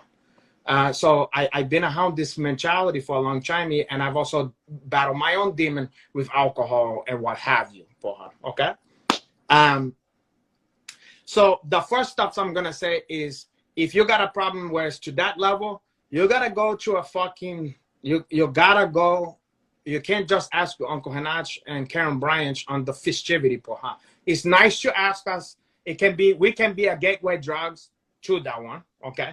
However, I want you to go and found a fucking a programming, okay? I want you to find like a 12-step or something like that, because not because it's in magic in the, you know, it's magic. It's just you have a support. Because when you're left to you in the own device, sometimes it's just simply too hard, you know? It depends on the level of your addiction problem, you know? With myself, in terms of alcohol, I have had points where I have, your Uncle Renato, I'm going to be honest with you, your Uncle Renato have went to a programming before to work on that, because I had got to a point where it was not working for me, okay? And I thought to myself, you know, because I was doing every day, and I wasn't the type who was like a binge drinky, but it became too casual, where you're drinking every day and then your tolerance go up, but you're still getting your shits done. You even, right. You working out, you're doing everything, but at night the werewolf is come there, and you're not even getting for a lot of people during the pandemic, especially. Exactly. You're not getting, and you're watching sports even. Yeah, I'm just going to have a couple beer. But one beer turned into 2 beer, 3 beer turned into 3, 4, 5. And then all of a sudden, let's say even if it's that, and then maybe a shot of tequila. Okay? Then you're doing that 7 nights a week. Even though you're not a sterno bum wino on the street. Yeah. You have problems. You're waking up depressed. You're looking puffy. You're looking like shit. You know. You feel like it's shit. You know. Understand? So you have problems like that, and then the depression, the anxiety can came in. You know. And then before you know it, you're unhavel. You know, and you can't sleep. All that kind of stuff can happen. You know. And then if you don't fix that, that's where the point I got to a point where I go, let me go to that one. Let me get some assistance on that one. You know, understand? And so in my mind, oh, caralho, they after me again. You hear the ghetto bird? This ain't Austria, ladies and gentlemen. Oh, caralho. Oh, another one is bite the dust. But you, where the fuck was I, caralho? Well, you're saying that you can, one drink turns into one every night. It starts to spiral, and sometimes you just need to actually get help. So when I went to that stuff, I thought in my mind, I'm to the point where I'm not going to be able to drink. I need to be a sober person, okay? Mm-hmm. Then I tried that for a while, caralho, and it wasn't for me, porra. And I discovered that I made a rule for myself where I'm not allowed to drink it by myself. Like, maybe this is different if we're doing a party time through the pandemic, whatever, you know, right. Drinky party on the fucking thing. Right. That's different. But you won't sit around and drink by yourself. But if you're just drinking by yourself, stone cold by yourself, that's when it started to become a crutch, and it became a habit where where it's basically, you know what, it's a substitute, boredom and loneliness for her. You understand? And you just say, fuck it. And that's when you need to substitute that for all kind of other shit. And what my main thing to substitute that alcohol and all that kind of shit, there's a couple of stuffs that I do. If I feel like I'm having like, oh, it's creeping in too much, do way more physical exercise. Do like really do yourself till you want to fall down. You know, whether it's to sparring a lot, whether it's to weightlifting, whether it's to play a bunch of pickup game of basketball, whatever, to the point where you go home, you take a shower, and you're already starting to get tired. Okay, because it's usually you just home bored. You know what I'm saying? And then you go, carajo, I'm gonna spice this up a little. You know? Yeah, totally. Yeah. And then here's another thing that I discover by accident. I love to take a bath, you know, like a relaxing bath. Okay. What I noticed, and I wasn't trying to do this, but what I noticed, I could have all kind of plans for dinner and for drinks. If I take that bath after, like, I work out or whatever, or I was playing basketball or doing full contact capoeira or doing bare knuckle boxing, vale tudo, human cockfighting, whatever I'm doing, I go and do the bath. After a nicely long bath, all I want to do is drink liquids like water and salsa water, whatever. A couple of stuff happen. The dinner that I wanted to eat, the big dinner I had planned that I was going to cook, I'm not even hungry anymore. And then I don't feel like drinking alcohol. I have no idea why. There's something going on with the process of the heat or whatever. I don't know what it is. But if I take that nice long bath, it suppresses the appetite. All I want to do is guzzle water or Gatorade, whatever the fuck you want to drink. Well, but the last thing I feel like is alcohol. Water out of your body. So. The last thing I feel is alcohol, and for some reason I'm not hungry anymore. I don't want to have like a full meal. I don't know why, but maybe you can try that one for her. Maybe they can try that, but I will say this. I will second the notion about the physical exercise, because as much as like sometimes you're like, oh, I'm not in the mood. It always actually makes you feel better afterwards, and it's one of those things that I feel like does help people a lot. It's very true. At the very least, you're gonna enjoy the bath. Okay, well, so let's see. You know, we can start to wrap it up a little bit here.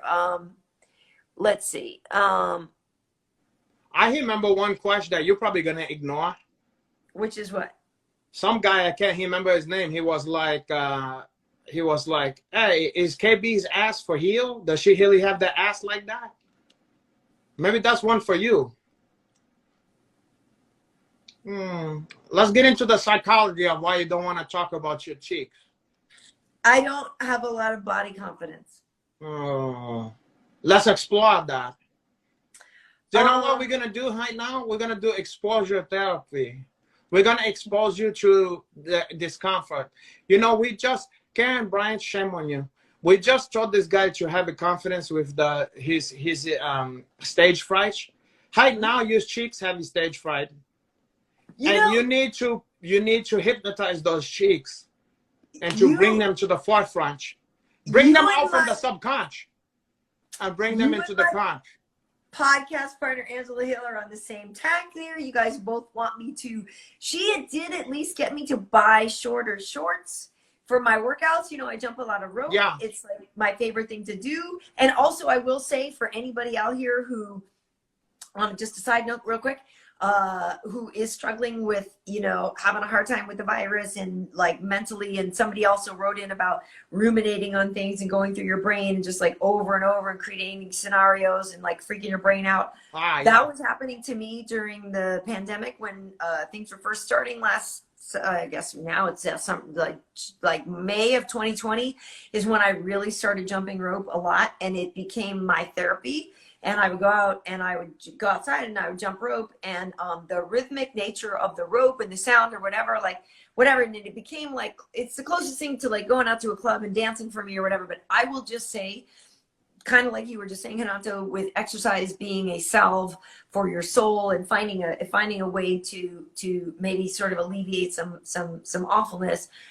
For me, it was jump rope, and I love it, and I still do. And in fact, even just said to you the other day, Renato, I was like, oh, I got to think about something.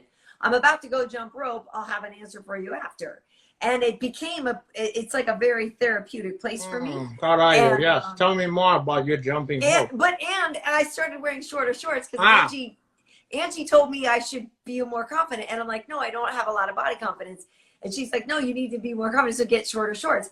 So I got shorter shorts. And so then every now and then I'll post pictures on my gram, but like they were still like blurry or like a silhouette, because I'm not 100% confident. But she wants me to start to get my cheeks out there and put them out there. See your cheeks. It's not going to happen. You know what we need to do? I have an idea. I have an idea for you, Poha. We're gonna do a combination Gestalt therapy, Swedish massage. No. Okay. No, I'm gonna do on I don't you. like the Okay. sound of any of this. I got a better idea. I'm gonna do half sports shiatsu and half Swedish. I'm gonna prepare your cheeks. To relax that one. And then I'm gonna take a pictures of that. Now, cheesecake pictures, mind you. And then we're gonna let the audience to decide that one. Why should you be the judge of your own cheeks? You're never gonna see my cheeks. Listen, in therapy we have a saying: we are our own worst enemy, Poha. Now you may be depriving yourself subconsciously. You're depriving yourself of your own cheeks. But now, in doing so, you're depriving your fans and the whole world of your cheeks. I see them, somehow, and I don't want to share them. That's a selfish behavior. That can be very selfish behavior. That can be you shooting yourself on the foot. Now, I'm going to take a picture of that one. Yes, somebody said electroshock therapy. I'm going to put those things on there, like when you're giving someone CPH, or you're giving them like, when you're giving them the CPR. shots, I'm CPR. gonna give you what you call that? Why you call that one? Help me out, fellas. What you call? Yes, when they give you the CPR. What was you call you defibrillate? I'm gonna defibrillate your cheeks. Defibrillator. I'm gonna put but instead of whatever they put on there, I'm gonna put a baby oil or almond oil. You put on there, and then you put on the cheek, and I go, carajo, clear. All clear, all clear, and I'm just checking to make sure no one's looking because you're shy. I'm gonna go clear. Nobody, the coast is clear, and I'm gonna sizzle those fucking cheeks, carajo. I'm gonna bring them to my own advantage. I'm doing this for my own purpose. Yeah, don't worry about that one. Hey, Renato, we have some. I'm looking to see if we have some more questions. Hey, but we've been on for a little while. I'm curious what your thoughts are on some of the fights. Never mind that one. You always wanted to change the subject. You're wanting to deflect. Right now you're deflecting. Do you see how you do it, Karyn? You deflect. Stay on the cheeks. When you're doing a jump hook and you jumpy and then your cheeks come up like half a second later, how that makes you feel? Come on. I'm not gonna lie. I can't even believe I'm saying this. Yeah. Say to that one. Say to me. Speak. Have courage. Have courage, child. If the shorts aren't like tight enough, because you need a certain amount of compression on your shorts when you're jumping. Oh, of course you do. Tell me. Because I can't believe I'm saying this. You're compressing that one too much. You don't. Okay. I have some shorts that don't have as much compression, so that when you jump and you land, the cheeks kind of like slap and make a sound. Oh, God, what the song sound like for her? What did the song remind me of? Word association. A Horseshock chest. Well, what the sound like? I can't. Oh, those cheeks. Now, what's happening here is the cheek. I can't believe I just told you that, because that's so No, you're revealing this one. What's happening now is the cheeks. There's a duality to you. The duality of man and also woman, and the cheeks represent one side of yourself that is not in sync with the other side. Because you, Karyn Bryant, want to run away from your Uncle Hanach. You want to fly up into the atmosphere for her. But your cheeks is drawn to your Uncle Hanach right here on planet Earth for her. And your cheeks want to be seen. Your cheeks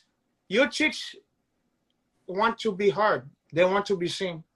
My cheeks are not thinking about you while I'm jumping rope, though. Because they're not thinking about anything. This is your subconscious. This is the deepest part of yourself. The part of yourself that's not worried about paying bills and child support and getting to work. This is the part of your brainy and your soul that is fly like the mighty toucan from the Amazon. It's a rhythmic sound. Oh, arrhythmia. Because I jump and it's like so you hear the sound of the rope on the floor, yeah, and then the cheek. Oh, the hope. Oh, caralho. What that reminds me of, those cheeks. That remind me of those cheeks having been beat in a long time. Ah, caralho.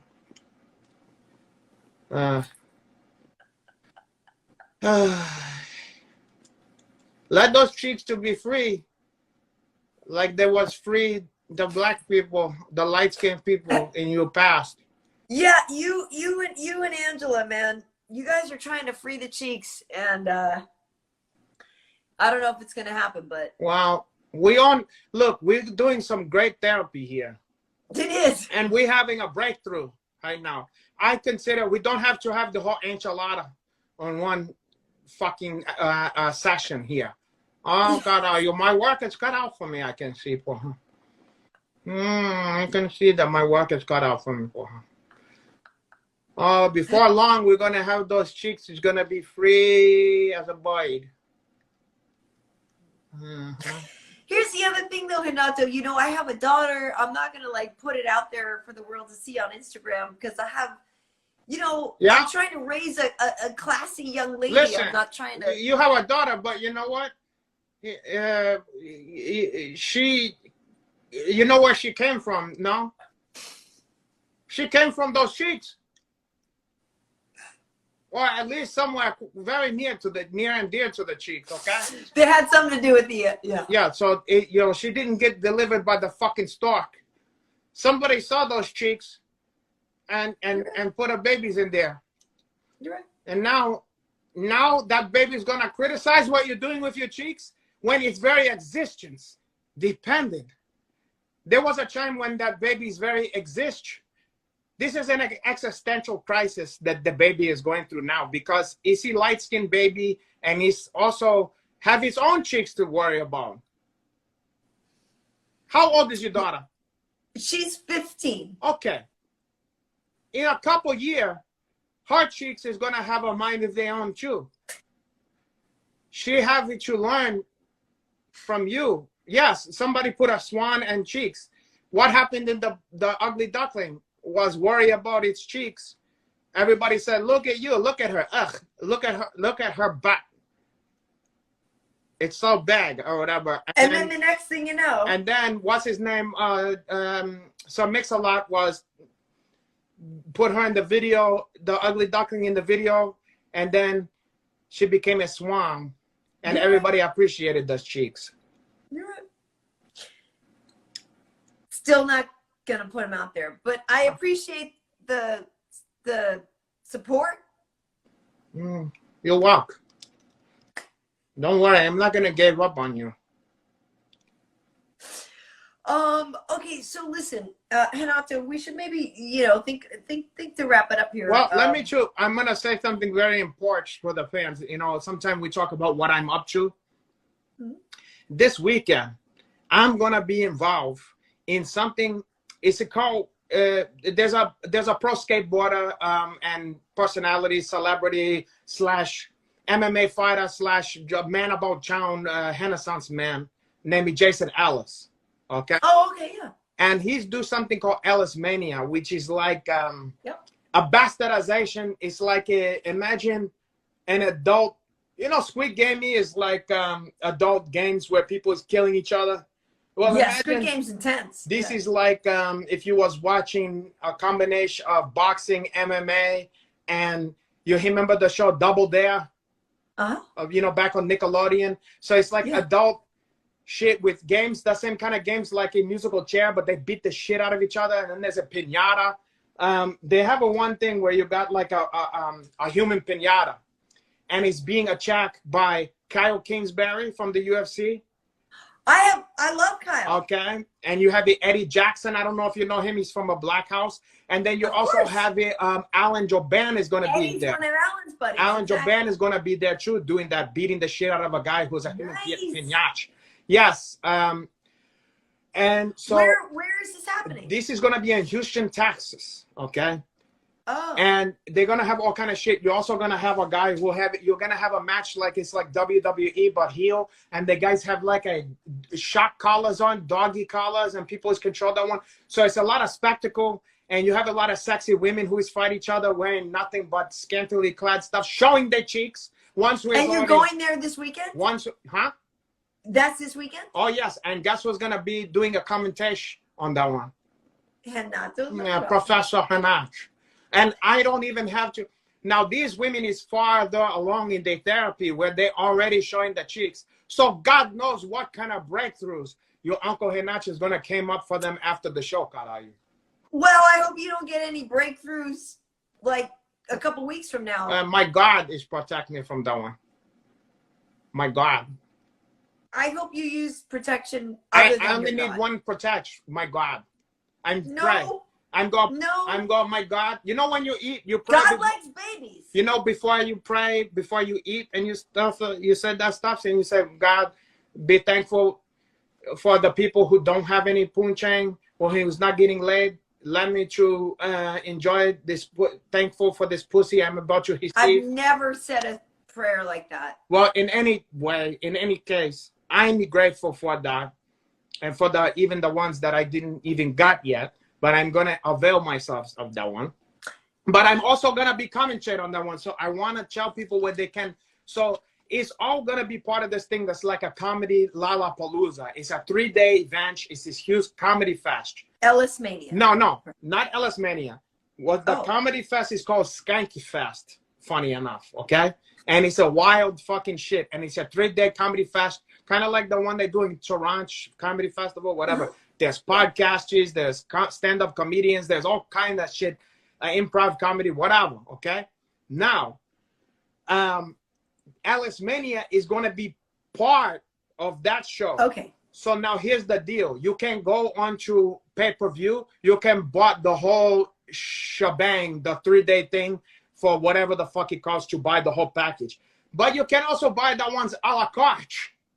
So to buy the Alice Mania Porsche with your Uncle Renato, it's only $8 If you're gonna buy the whole shit, it's $70 for the whole anything you want for all the different comedy show, 24 hour or 72 hour, whatever long the fucking that's thing. pretty good for for a whole weekend. But stuff. If you just want the Alice Mania stuff, $8 only. Okay, that's the a la carte, and you get to see your Uncle Renato and all the kind of stuff. Yes, he's talking about. People mention tranny cheeks, all kinds of stuff. There's straight people, gay people, whatever the fuck you want. There's all kind of women scantily clad. There's people getting knocked out.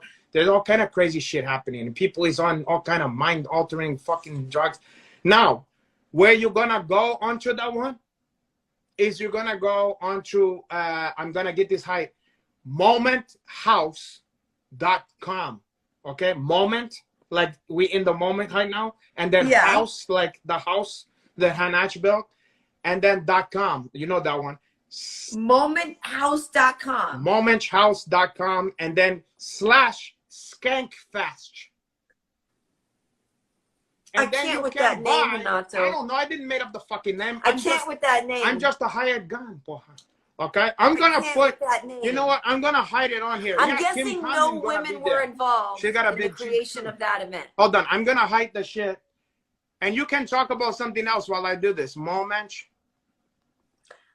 I'm just saying there were probably no women in the executive office when they came up with the name Skankfest. Who gives a shit? Wait, hold on. Women give a... Well, then they can go watch Lilith Fair. But if you want to see you on Uncle Renato, you're going to watch this shit. Okay? I can't control that. There's going to be We're going to see the Indigo Girls? Yeah, you're going to see fucking Lisa Loeb, okay? I went to college with Lisa No Loeb. shit. She's a great girl, and she's a friend of mine. Okay, she's great, but she's going to be at the Lilith Fair. So is Luscious Jax. So is the Luscious Jackson was good. So is, what's the other one? The Breeders? The Breeders are great. Yeah, so is Catch power. Cat power? I know all the stuffs. Your Uncle Renato is a man about town. Hold on. I'm hiding the stuff. Skank. Flash. Skanks there, though. Are there going to be skanks there, though, is what people are asking. Yeah, there's going to be a skanks there, and there's going to be Uncle Renato. So I put that one. Maybe you can pin the comments. Okay, yeah, I see the momenthouse.com. Wait. Okay, wait. Oh, people is excited from Lisa Lord. Tell them something. I didn't know that. They like Okay, it. so Lisa and I went to college together. We went to Brown University. Oh, Brown. Which is not a black college. Yeah, it's a Brown college. It's an Ivy League college. And Lisa and I went to school together there. So during college, she used to perform with this other girl named Liz. Oh. And so it was Liz and Lisa. And Liz and Lisa used to perform. And we used to have like these different like nights at school where people would perform and be like, you know, bands and do different things. And so sometimes I would get up. I've performed there at this thing as well. I did like a Whoopi Goldberg skit one time or whatever. Wait, a skit? Like, wait, what did you do as Well, remember when Whoopi Goldberg, remember she had like that one woman show and she was like, oh, I'm blonde. She did the Valley Girl. Yeah, so I did some, like, I did a Whoopi Goldberg skit or whatever, but like Liz and Lisa, they used to play all the time at this thing at school. And so anyway, Lisa and I actually just not a few months ago did something together for Brown University because she wrote an online play with some other people from school. And so we all did this online play together. And so I was part of it. And it was like these little, like 10 little mini plays and musicals. And so at least she wrote all these songs and we were singing and like, how can I connect? And like all this stuff, I'm doing a musical. Did she wear the glasses like this all the time? Yeah, no, she always wears the glasses. Yeah, no, like that's my friend from college. She was kind of cute in her own way. She's totally cute. Yeah. And so the whole thing when singles came out and Stay and the whole thing with Ethan, like, so to me, whenever I hear that, like, you say I'm over here when I want, I'm like, that's my friend from college. Wow, like, it's that's cool a trip to me. And so it's great. I love it. It's cool. So I ran the radio station when I was at Brown. WBRU was a 20,000 watt commercial radio station. So I would, by my second semester of my freshman year, I would do a 3-hour radio show. And then I would go and do my school. And I had a double major at an Ivy League institution. And I got really good grades. And I ran a radio station and stuff like that too. And so like there's all these cool bands from the late 80s, early 90s that I like know personally or like drove around in my car or I introduced on stage or I whatever. So, you know, I'm a bit of a rock and roll chick. I just thought of something, okay? Because we're winding to the end of this one. Yeah. I think we should do an episode someday, I don't know when, where you're gonna be, where it's like your Uncle Renato, I'm gonna interview you as if you're the guest, and I want to find out about your lifey. I want to find out about all those great stories because people don't know that stuff, and it's very interesting to hear that. And I feel like we didn't do it justice here. I want to do a whole show just the Karyn Bryant. Well, okay, experience. That might be interesting because if I'm honest with you, I thought about you and I doing a sort of show and tell episode where we would maybe bring maybe we grab 3 pictures or 5 pictures each from something in our past. We can do that. And you and I would do like a show and tell type of thing. I like the sound of that one. I can't see the comments no more for some reason. Mine froze. But okay, well, I can see the comments. But yes, to your point, Renato, I will say this. Look, I have the cat. There's a lot of things about me that people don't know. You see that one? I see you with the pussycat, yes. Okay, anyway, so go ahead. Okay. She's very cute. She is very cute. That's Olive. Hey, what are you doing? Olive? Sweet. How many kitties do you have? I only have 3 and a doggy. Oh. She's sitting right on your... Can you just move a little so they can see your face instead of your ass?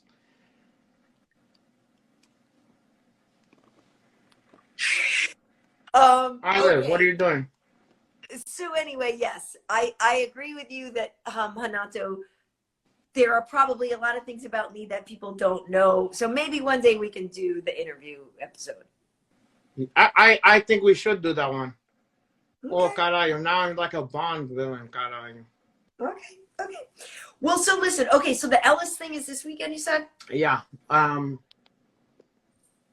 Yes. Yes. Yeah. It's gonna be. I'm going. It's gonna be the. It's this weekend. it's Friday and Saturday.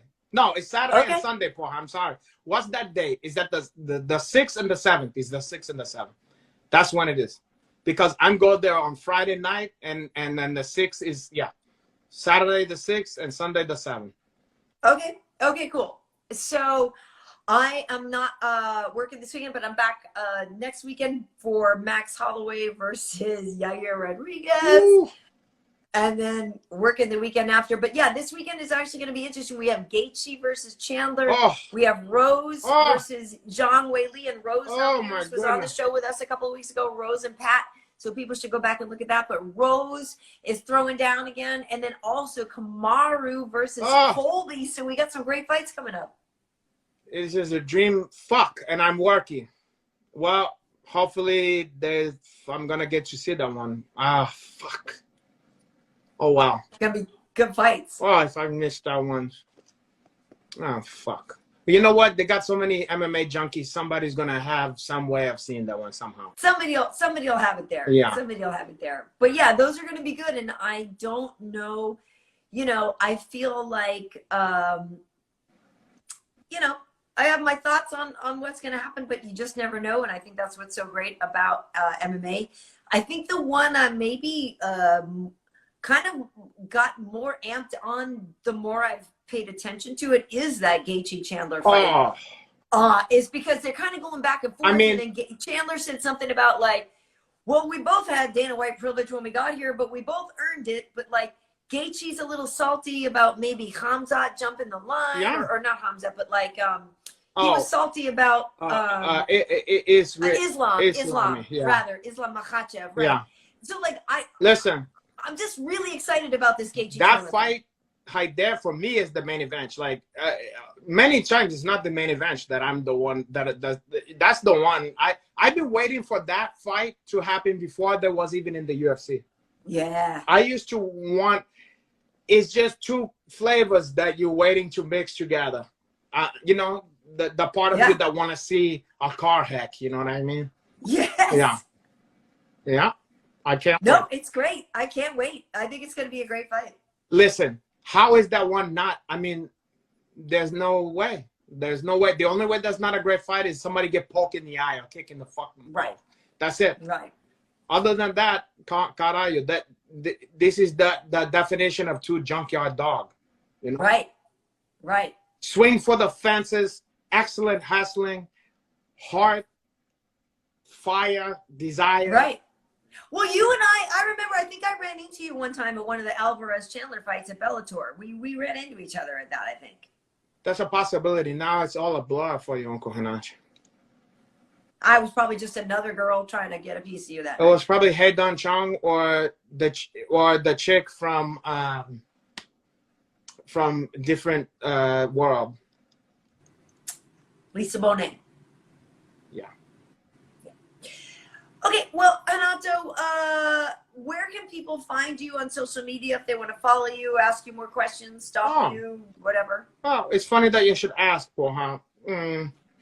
I'm can be found at Renato_Laranja on all social media. Yeah. I'm not prolific on Facebook, but can be found more regularly on Instagram. And then you can find out from there all of the special stuff that I'm involved in. And you can come along for the ride with your Uncle Hanachi. There's no telling where we're going to win. No, you're always up to something. I'm always into something too. Okay, well, so over on here on Instagram, KB Heat, obviously. We also have Fistivities, but over on Twitter, Karyn Bryant, Kary, Bryant as in Kobe, no relation, but may he rest in peace. You can also look for me there on YouTube. That's where we put these after they're all on my IG, but then I put the interviews and things on YouTube. And, you know, like we've mentioned, for the two people that are fighting this weekend, Renato, we've had on the show, Aljamain Sterling and Rose Namajunas. Yeah. But also on the show, Lionheart's been on the show. So we've had Anthony on, we've had Jairzinho, we've had Aljo, we've had Murad, we've had Uriah Hall, we've had Angela Hill, we've had Dan Hooker, Josh Barnett. My God, huh? Josh Barnett. Josh, right? It's a who's who. It's where everybody wants to be. It's the Studio 54 of MMA podcast.